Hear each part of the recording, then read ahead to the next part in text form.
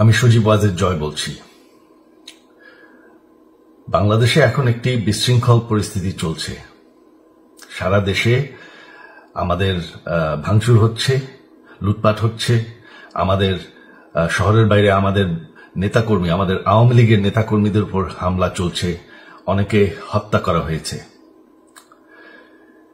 এই পরিস্থিতিতে আমি বলতে চাই, আওয়ামী লীগ হচ্ছে বাংলাদেশের সবথেকে পুরাতন গণতান্ত্রিক এবং সবথেকে বড় দল। আওয়ামী লীগ কিন্তু মরে যায়নি। আওয়ামী লীগ এই দেশকে, বাংলাদেশকে স্বাধীন করেছে। আওয়ামী লীগকে শেষ করা সম্ভব না।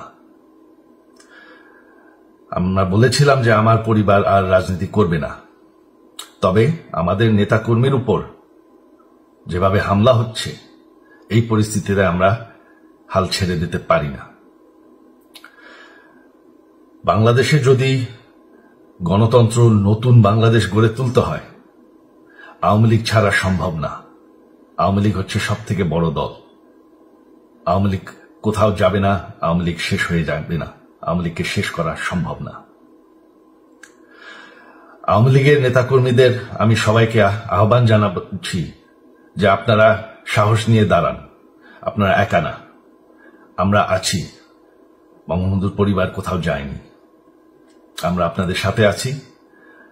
দেশকে, আমাদের নেতাকর্মীদেরকে, আওয়ামী লীগকে রক্ষা করার জন্য যা প্রয়োজন আমরা করতে প্রস্তুত।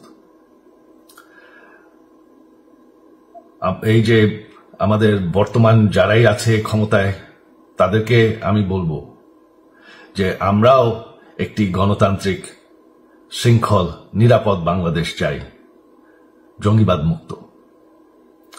তার জন্য আমরা সবার সাথে আলোচনা করতে প্রস্তুত।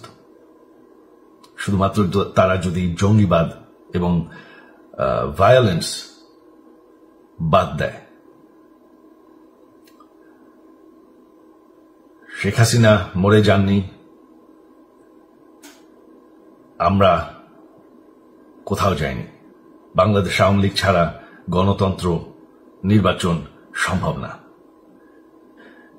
এই বলে আমি আমার কথা শেষ করছি। জয় বাংলা।